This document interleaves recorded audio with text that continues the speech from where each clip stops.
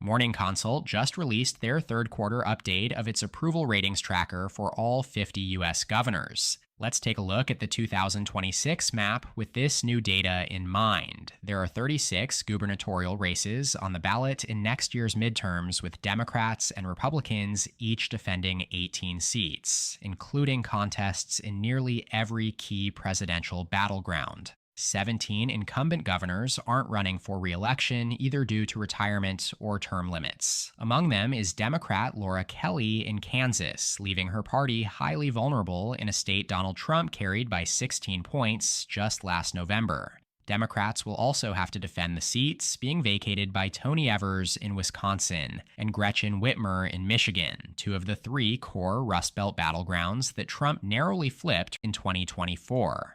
Republicans, meanwhile, will be playing defense in the swing state of Georgia, where Brian Kemp is term limited. Let's start by filling in the map with the races currently considered safe for each party. Starting in Oregon, incumbent Tina Kotek is widely expected to win re-election, and likely by a wider margin than in 2022, when she narrowly held the seat for Democrats with 47% of the vote, thanks in large part to the baggage left behind by former Governor Kate Brown's deeply unpopular administration. Her approval rating has climbed since taking office and now sits at 8%. Not stellar by any means, but good enough to win re-election in a blue state in what's expected to be a favorable environment for Democrats in 2026. In Colorado, incumbent Jared Polis is term limited, but the state has trended further left than almost any other since the start of the Trump era in 2016. Democrats also have a strong candidate in U.S. Senator Michael Bennet, who's running to succeed Polis. Also in the solid column are Hawaii, Illinois, Maryland, Massachusetts, and Connecticut. All 5 states have backed Democrats by double-digit margins in every presidential election since the start of the 21st century, and each of their governors currently enjoys strong approval ratings. That's not quite the case in Rhode Island, where Democratic Governor Daniel McKee is one of only 2 governors with underwater approval ratings at a net negative 4%. He's the second most unpopular governor in America, leaving him vulnerable to a serious primary challenge and potentially a competitive general election. Businesswoman Helena Foulkes is actually favored to defeat McKee in the Democratic primary, according to Kalshi's prediction market odds. Foulkes came within 3 points of McKee in the 2022 primary and has led in the only primary poll conducted so far.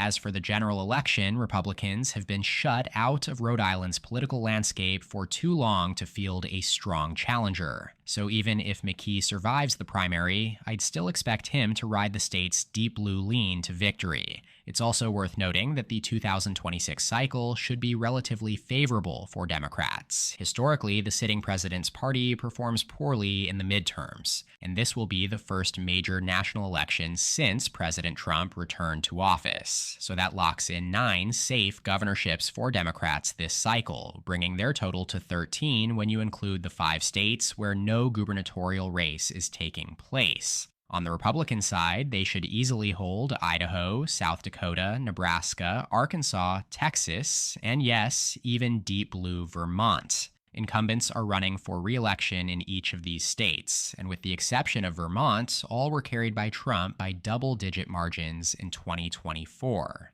Vermont, of course, is about as blue as it gets, but Republican in name-only Governor Phil Scott has consistently ranked as America's most popular governor for several years now, with 75% of his constituents approving of his job performance. That level of popularity is almost unheard of in today's polarized political landscape. He won re-election last November by more than 50 points, even as Kamala Harris carried Vermont by 32, Democrats' best performance in any state.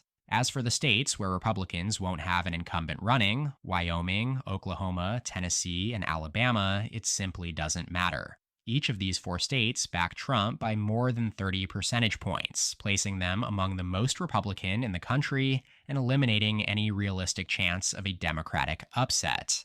There's an outside chance that the races in South Carolina or Florida become competitive, as both states' Republican leans are a bit narrower. But that would require either a major scandal on the Republican side or a generationally strong Democratic challenger. For now, they round out the GOP's list of safe seats, bringing Republicans to a total of 21 when adding these 12 to the 9 governorships they hold that aren't up for election this cycle. That leaves us with 16 competitive races. And before you think I made a mistake, yes, I've downgraded California from the safe Democrat column. Before I tell you why, let me take a moment to remind you to subscribe to my channel below. Right now, YouTube Analytics is telling me that less than 20% of my viewers are subscribed. Again, just hit that button. It's completely free, and it helps me make more videos like this in the future. Thanks so much. All right, California is the first of our likely states. Incumbent Gavin Newsom is term limited, and while the Golden State remains solidly blue, Democrats are struggling to consolidate around a successor with Kamala Harris declining to run. California is unique in that it uses a top 4 jungle primary system where the top 2 vote getters, regardless of party, advance to the general election. Former Congresswoman Katie Porter is the biggest name in the field, but her campaign has been marred by controversy and her growing unpopularity even within her own party. Other notables include Xavier Becerra, the former state attorney general and Joe Biden's HHS secretary, businessman Stephen Klubeck, Superintendent of Public Instruction Tony Thurmond, and former LA Mayor Antonio Villaraigosa. But perhaps the most likely challenger to Porter hasn't yet entered the race, businessman Rick Caruso. With U.S. Senator Alex Padilla officially declining to run, Caruso is now the lone remaining wildcard yet to launch his campaign. That said, there's growing concern among Democrats that their voters could be so divided that 2 Republican candidates might theoretically finish atop the primary and shut Democrats out of the general election entirely. That's still very, very unlikely. I expect Democrats to sort things out by next June, which is why California remains likely blue on the map. Also in the likely blue column is Minnesota, where incumbent Governor Tim Walz is expected to seek a 3rd term, fresh out of the national spotlight. Walz isn't the strongest incumbent from an electability standpoint, having underperformed in his 2022 re-election bid, but the fundamental advantage of incumbency, combined with Minnesota's moderate blue lean, gives him a clear edge. The dynamics are nearly identical in the state of Maine and in New Mexico, where both Democratic incumbents are term limited. In Maine, Democrats have 4 relatively high-profile candidates in the running. All 4 have raised more than $400,000 and would be favored to hold the seat. Then in New Mexico, former Congresswoman Deb Haaland, who served as Joe Biden's Secretary of the Interior, is expected to win the Democratic nomination. The Republican field is far more open, but Haaland would be heavily favored against any of them. Despite being quite different demographically, New Mexico being one of the most racially diverse states in the nation with a Hispanic plurality, and Maine being the whitest. Both have followed remarkably similar voting trends in recent cycles. Kamala Harris carried Maine by 7 points and New Mexico by 6. 4 years earlier, Biden won Maine by 9 and New Mexico by 11. Finally, Democrats earn a likely Democrat rating in New York, which saw the largest pro-Trump shift of any state between 2020 and 2024, signaling real vulnerability for Democrats in a place they've long taken for granted. Remember back in the 2022 midterms, relatively unknown Republican Congressman Lee Zeldin came within 7 points of unseating incumbent Democrat Kathy Hochul, earning more raw votes than any GOP candidate in New York since 1970, and posting the party's best percentage since 2002. Hochul had long struggled with poor approval ratings, but for the first time since taking office, she's finally made it out of the 10 most unpopular governors in America, according to Morning Consult.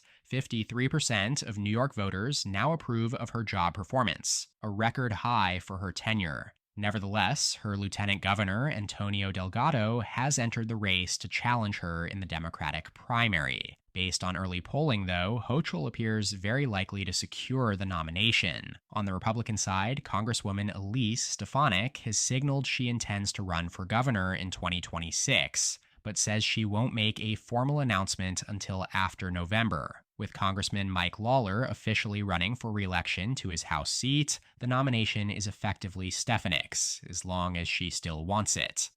So those likely ratings bring the Democratic seat count to 18, still 3 shy of Republicans before we get to their likely states. First up, New Hampshire. Like its New England neighbor, Vermont, the Granite State elects its governors every 2 years, and those races tend to lean more Republican than its federal contests. In fact, Democrats have won every federal election in both states over the past 20 years, with just one exception, Kelly Ayotte's U.S. Senate victory in 2010. Now, Ayotte is back running for re-election as governor of New Hampshire after a strong showing last November. She won the governorship by 9 points, even as Kamala Harris carried the state by 3. That said, there's a chance Ayotte could face a primary challenge from Corey Lewandowski, a longtime ally of President Trump, as she's resisted White House pressure to redraw New Hampshire's congressional maps in favor of Republicans. That could open the door for Democrats to flip the seat back, with former state senator Tom Sherman eyeing another run. All 3 major forecasters still rate this race as at least likely Republican, and I'm inclined to agree for now.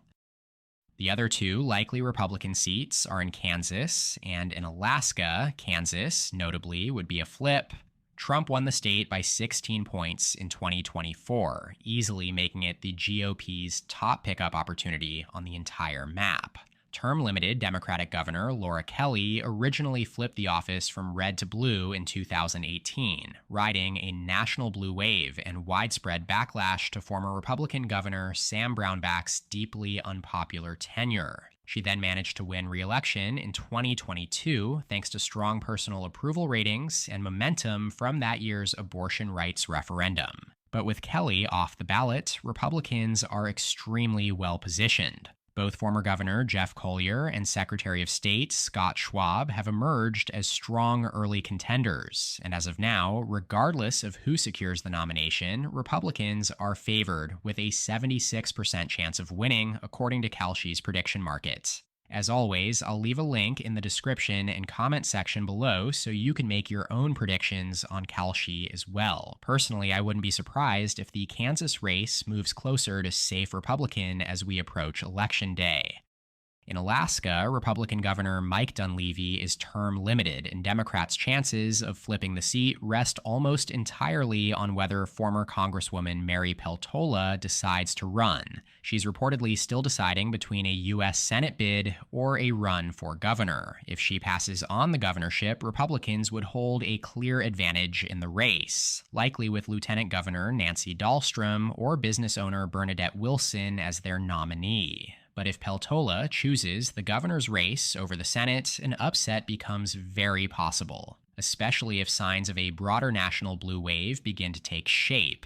In fact, Peltola is currently the favorite according to Kalshi's odds, albeit with less than 30% chance of victory, but noteworthy nonetheless. Okay, now that leaves us with just 8 more races to project, with Republicans at 24 and Democrats at 18. The 8 states remaining are those I expect to be the most closely watched of the cycle.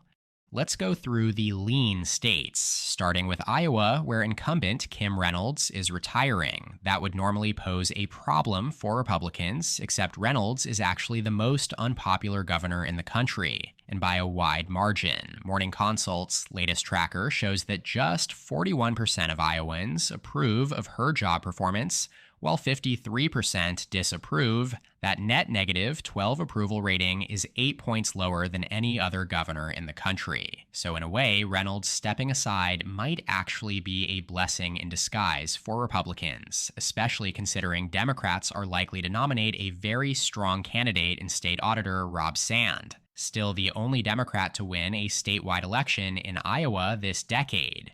The Republican favorite is Congressman Randy Feenstra, who launched his campaign last week. If not for Iowa's sharp Republican shift in recent cycles, Democrats would be in a very strong position here. But the reality is, Iowa is a solidly red state now. Trump carried it by 13 points last November. That's what keeps this race firmly in the lean Republican column. Ohio has followed a nearly identical trend to Iowa over the past 2 decades, shifting from a core part of the Obama coalition to backing Trump by 8 points in 2016, then voting for him again by strong margins in both 2020 and 2024. Looking ahead to 2026, incumbent Governor Mike DeWine is term limited, and businessman in 2024 Republican presidential candidate Vivek Ramaswamy is expected to win the Republican nomination. On the Democratic side, if former Congressman Tim Ryan enters the race, it could quickly become very competitive. Right now, the prediction markets give Republicans just a 65% chance of winning here. Lower than you might expect given the state's partisan lean. That's largely because Ramaswamy is viewed as a below-average candidate, while Ryan is seen as strong and has statewide campaign experience. For now, though, Ohio sits firmly in the lean Republican column. And finally, Pennsylvania, usually one of, if not the most competitive states on the map.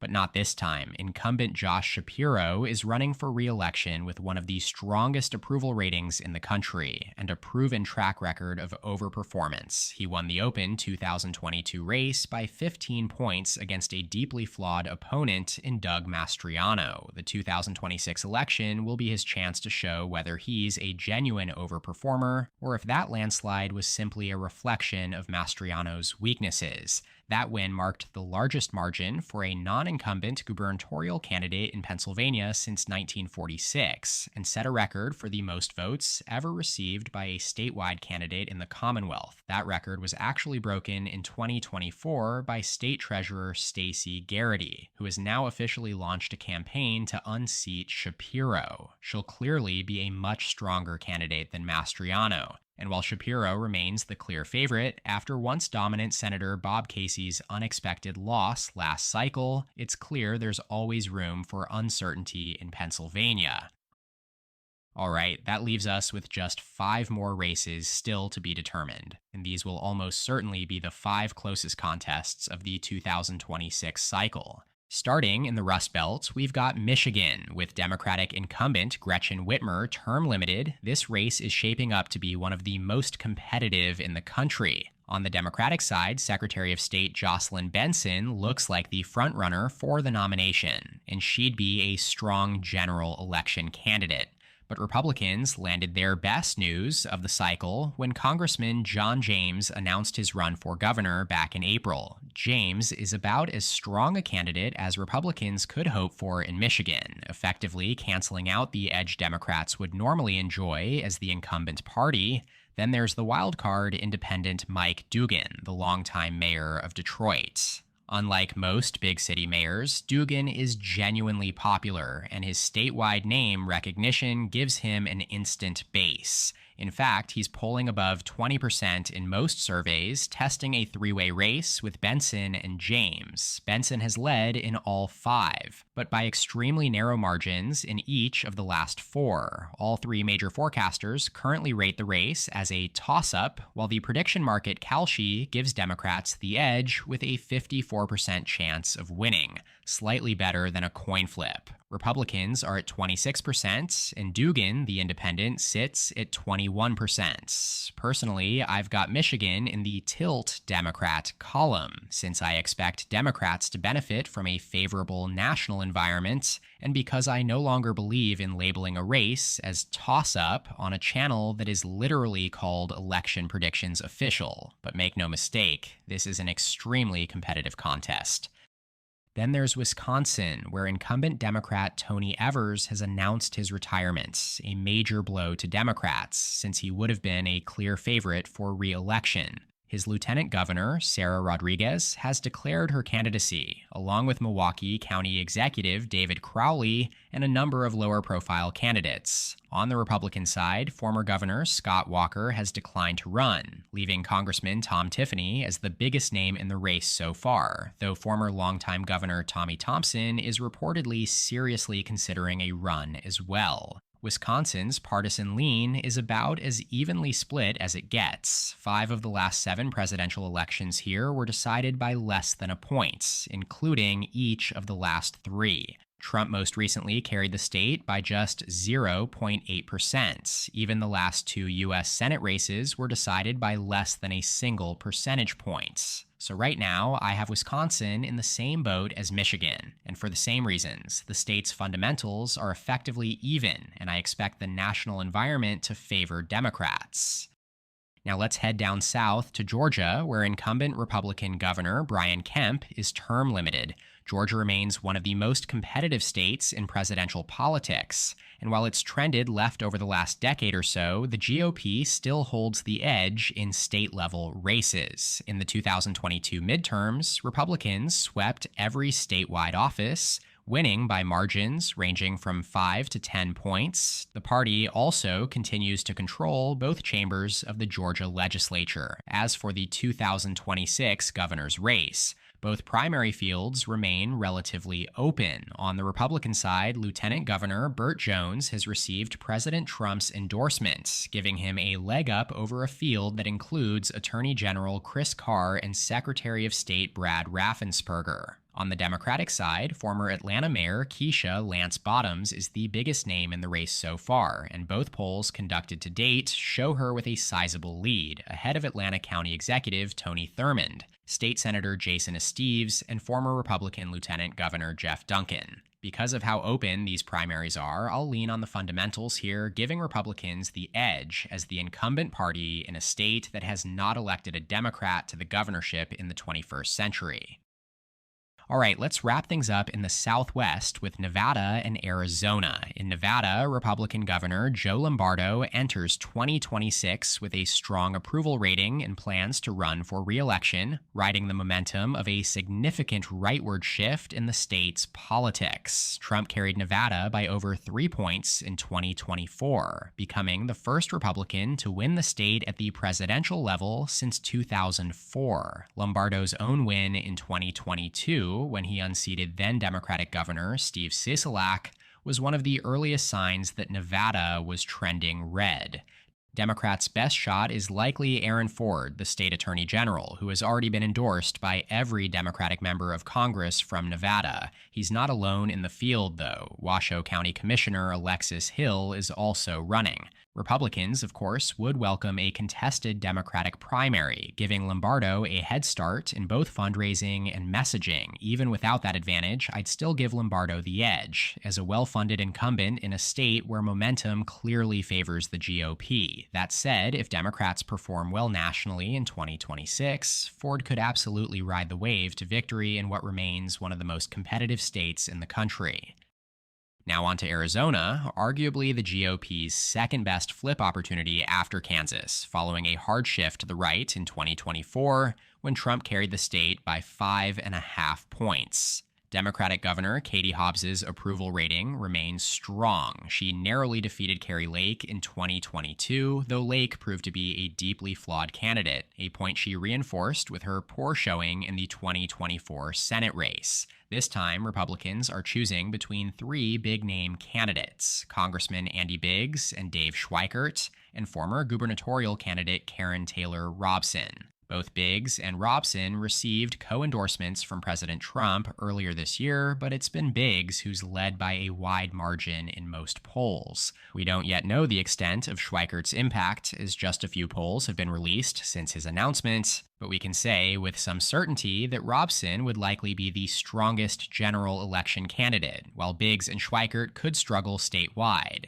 considering they're 2 of the most conservative members of the House, and Arizona voters have consistently rejected far-right candidates in recent cycles. All of this plays into Hobbs's hands. A fractured Republican primary will not only hurt each candidate from a messaging standpoint, but will also drain money that would otherwise be spent against Hobbs. I've got her as the slight favorite at this point. So with that, I project Republicans to hold 28 governorships after the 2026 midterms compared to Democrats' 22. That reflects a net gain of 1 seat for the GOP, as they're very likely to flip Kansas. Otherwise, every other seat is currently expected to stay with the incumbent party. That, of course, is almost certain to change over the next year before Election Day. As always, drop your thoughts on this analysis in the comments below. Shout out to my channel members listed in the description. Don't forget to subscribe and leave a like if you enjoyed the video. Check out more of my content here. And as always, thank you so much for watching. I'll see you next time. EP out.